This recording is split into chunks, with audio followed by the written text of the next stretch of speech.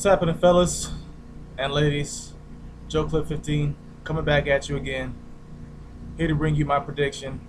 Berto, Victor Ortiz. Let's get at it. Been away for a while. I've been training for the USA tournament in Pacoima. It's messed up, man. I fight at 178, but I'm a light 178. Cause I walk around 170, and so I send in my application. I go show up for the fight Friday. They can't match me up with anybody, so I win by default, wasting all that gas. Anyway, but that's why I've been away for a while. I've been training and stuff like that, trying to get my weight down and stay in shape and get sharper, But anyway, back to the prediction. Okay, so Berto, Victor Ortiz. Basically, right here we got a toss-up. It's hard to predict this fight because the flaws of each fighter can be exploited by each fighter, if that makes sense. Victor Ortiz should win this fight. Victor Ortiz should be able to win this fight, given his abilities, given his capabilities. But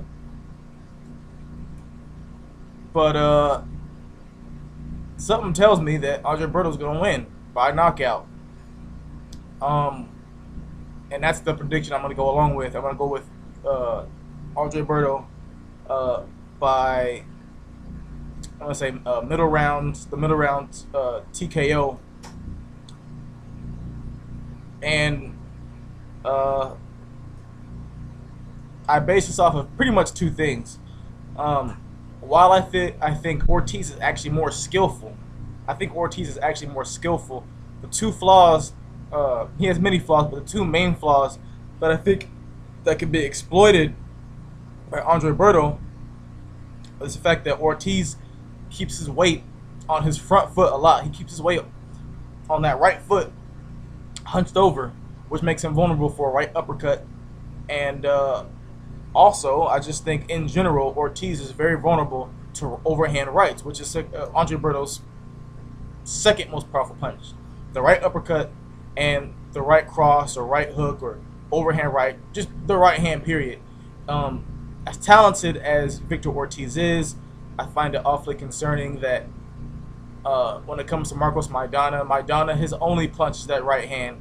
That's his best punch. That's all Maidana really has. His left hook is decent. It's not like soft. It's not gonna feel good if he hits you with it.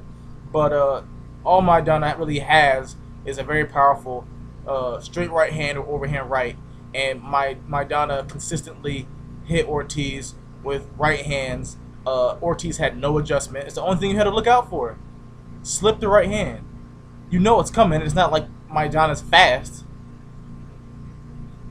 Just look at his right hand. Anytime, and he cocks it back too. It just concerns me that Ortiz is vulnerable to right hands, and not only that, but can't even make an adjustment for it.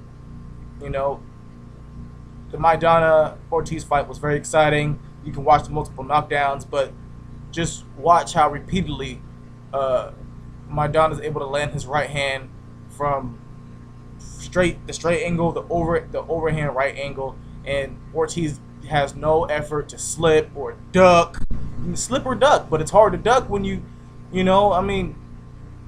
I don't know. But when it comes down to it, Berto is going to be the most powerful puncher that Ortiz has ever faced, and he's going to be the fastest puncher that Ortiz has ever faced.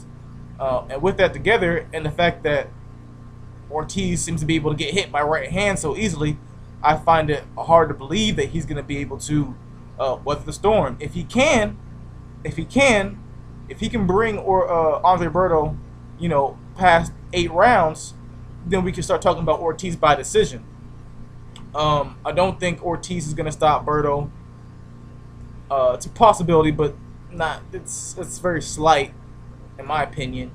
The other thing that concerns me about Ortiz is that I don't believe he goes to the body enough. Especially with him being Mexican and all, just saying, he needs to go to the body more. It's interesting because I felt like with Ortiz, one of his biggest problems, especially in that Maidana fight, was the fact that he should have been trying to outbox him. To me, Ortiz is has a lot of power, but he'd be better off being a boxer and using his jab. But he doesn't do that. He likes to get in there and mix it up. I don't think he should do that for this fight. I don't think he should try to trade with Berto. I think Berto has more power. He can probably take a punch better because Andre comes into the ring weighing 160.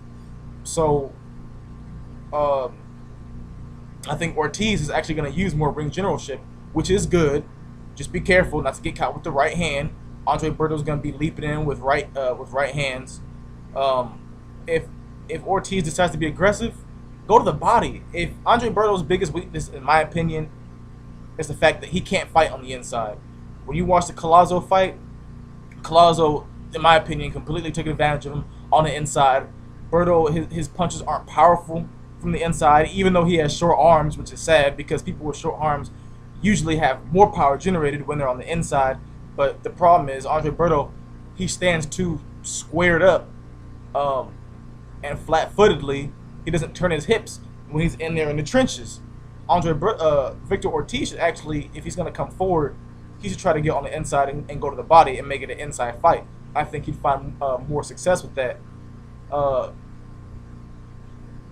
Andre Berto's only going to really hurt you from distance. He's not going to hurt you on the inside. Victor Ortiz has a brawler's mentality. He's not a great inside fighter, but he's a decent inside fighter. So, personally, I'm gonna take Berto by knockout, basically because I think Victor is gonna be. It's hard to say because it's gonna be hard for Victor to outbox Andre Berto. It's gonna be hard for him to outbox him because he doesn't use his jab enough, and two, because he's moving up in weight against somebody who has the belt. He's gonna have to take the belt from him. So, trying to outpoint somebody and stay away, that's gonna be a hard task to do and win the belt for the judges. They're not gonna just give you it to you. You have to take it. But the problem is, with Victor coming forward, is that if you're gonna come forward, you have to go to the body and keep going to the body and break Andre Berto down that way, because he doesn't know what to do when somebody's going on the inside. But to me, if Victor Ortiz starts coming forward, he's going to be going for the head at all times, and Andre Berto's going to be going for the head at all times. And while I think that, don't worry, Berto's going to get clocked. He's going to get clocked in this fight. But to me, Andre Berto has a better chin. He's going to be able to take punches better than Ortiz. And frankly, I think Andre Berto has a little bit more heart than Ortiz does. So yeah, I got Berto by middle round knockout off of a right hand. Could be an uppercut, could be an overhand right, but I got it off of a right hand. Just too vulnerable to right hands, man. And the chin can only take so much.